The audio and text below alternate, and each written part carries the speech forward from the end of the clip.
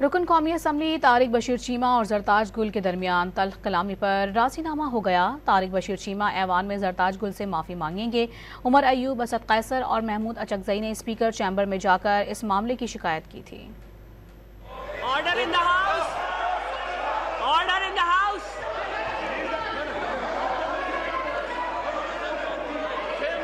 نہیں، یہ طریقہ نہیں ہے کہ آپ اس طرح کریں۔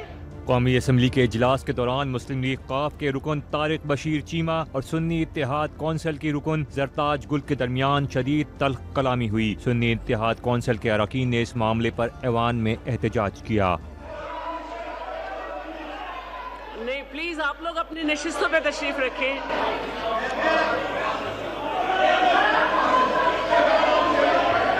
صورتحال دیکھتے ہوئے آغا رفیق اللہ طارق بشیر چیمہ کو باہر لے گئے۔ قومی اسمبلی میں قائد حزب اختلاف عمر ایوب، اسد قیصر اور محمود اچکزئی اسپیکر ایاز صادق کے چیمبر میں پہنچے اور طارق بشیر چیمہ کی شکایت کی۔ حالانکہ زرتاج تو بیٹھی ہوئی تھی، اس نے تو کچھ بھی نہیں بولا۔ اس کو آپ نے خود بھی نہیں گالی، آپ نے گالی خود سنی ہے؟ زرتاج نے آپ کو بتایا۔ زرتاج وہ تو بتا رہی ہے خود، وہ آپ کو بتائیں گے، وہ آپ کے ساتھ بات کریں گے، وہ بات نکلے گی۔ جیسے کیا زرتاج وہ اندر رو رہی ہے خاتون جی، دیکھیے آپ یہ بھی خاتون ہے، ادھر بھی ہماری بہنیں کھڑی ہیں میڈیا والے، کیا یہ خود کے اوپر تہمت لگائیں گے کہ جو مجھے اس نے یہ گالیاں دی ہیں؟ وہ بڑے غصے میں ہیں، وہ تب بھی صرف تحریک انصاف نہیں بلکہ پاکستان پیپل پارٹی کی خواتین ممبرز بھی آئیں، مسلم لیگ کے ایم این اے وہ بھی ہمارے ساتھ اندر کھڑے، انہوں نے خود سنی وہ گالیاں۔ اسپیکر قومی اسمبلی ایاز صادق نے اپنے چیمبر میں دونوں رہنماؤں کو بلوا کر صلح کروائی۔ طارق بشیر چیمہ نے کہا کہ مجھے اپنے الفاظ پر افسوس ہے اور زرتاج گل سے معافی مانگتا ہوں۔ زرتاج گل نے بھی طارق بشیر چیمہ کی معافی قبول کر لی۔ پارلیمنٹ کے باہر میڈیا سے بات کرتے ہوئے زرتاج گل نے کہا کہ طارق چیمہ نے جو الفاظ استعمال کیے اس کا جواب دینا خوب جانتی ہوں۔ کہا کہ اس معاملے پر ایوان میں موجود رہنماؤں کا ساتھ دینے پر شکر گزار ہوں۔